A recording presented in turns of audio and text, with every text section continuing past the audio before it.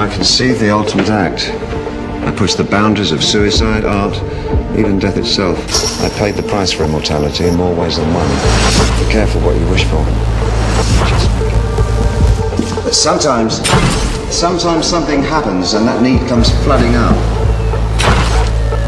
Whatever the circumstances, the hunger inside you will take over.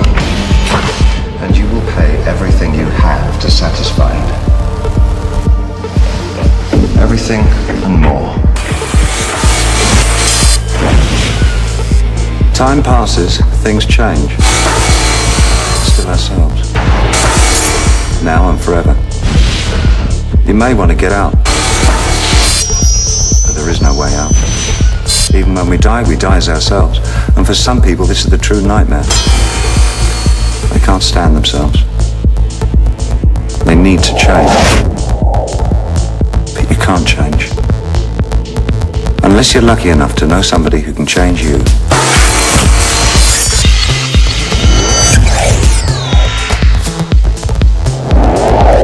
Dye your hair, paint your face, tattoo your body.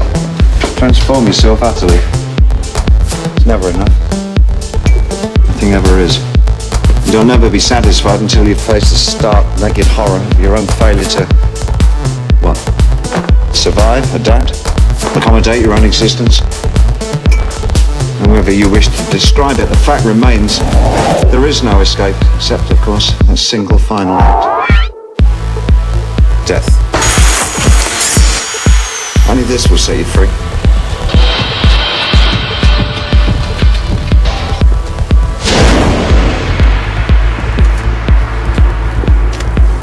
All living creatures are inherently fascinated by death. After all, it's how we define life, isn't it? There's no logical need to explore death. No need to look for it. Be sure it'll find you.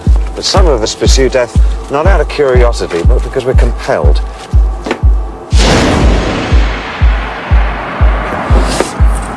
Facing death is easy. Facing life is hard.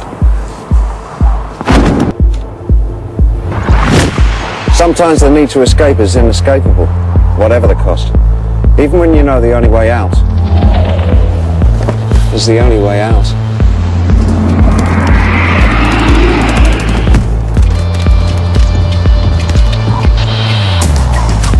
Be careful.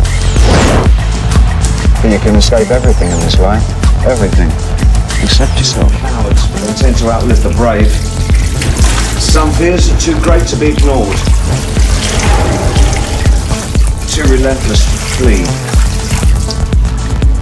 So turn and face your fears and see what happens.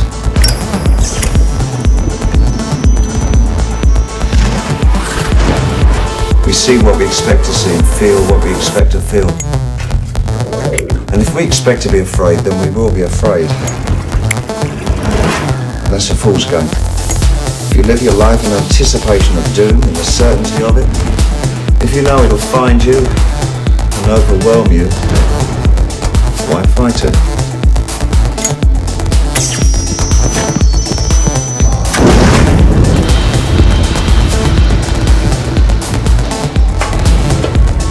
Death comes to all of us in one form or another.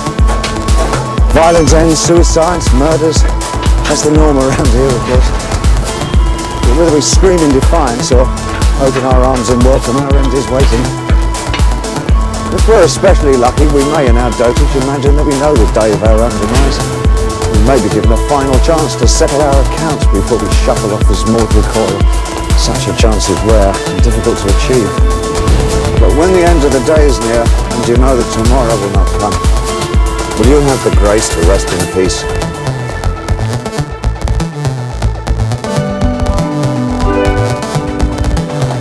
Things die, but life goes on. Some are reborn, some remade, some replaced, some are missed, some prayed for, some cursed. Some remain as they always were. Alone. Not this or that, but this and that, and that, and that, and that one there. That one was good. Tastes good. Fun just never ends.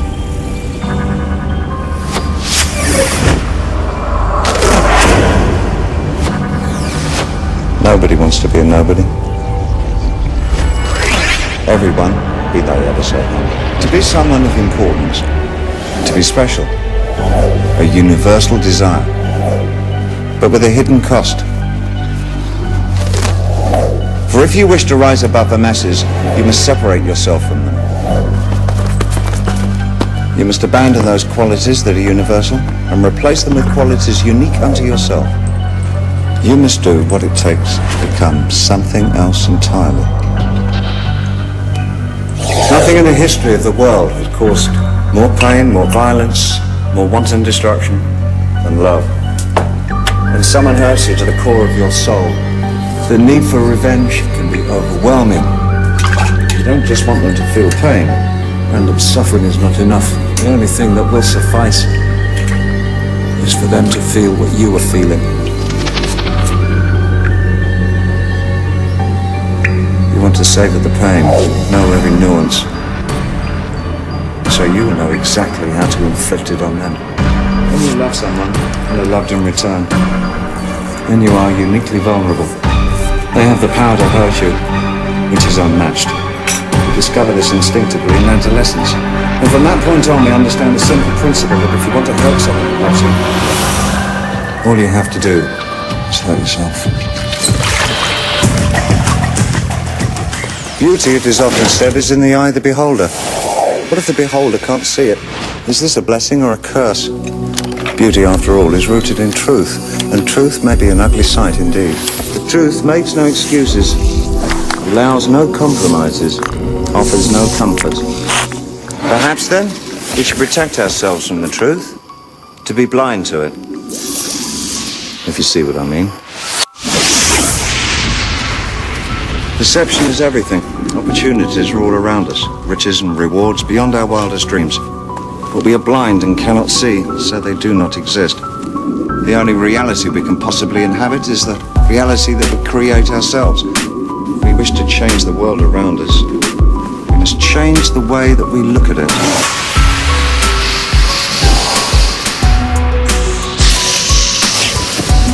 Each of us is unique.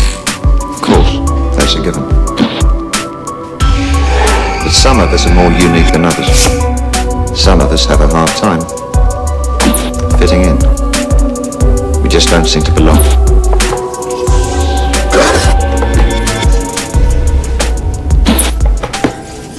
Not in the normal world, at least. We need to find another place. When that doesn't work, because it never does, then we move on, endlessly looking, hoping against hope that somewhere there's a place we can finally call home. We all look for acceptance in this life. Some of us change to get it. Others cannot change so easily. We must be accepted as we are, warts and all. And if we're dangerous, the real acceptance can only take one form. We must be removed. We must be broken before we break again. We must be made to fit in.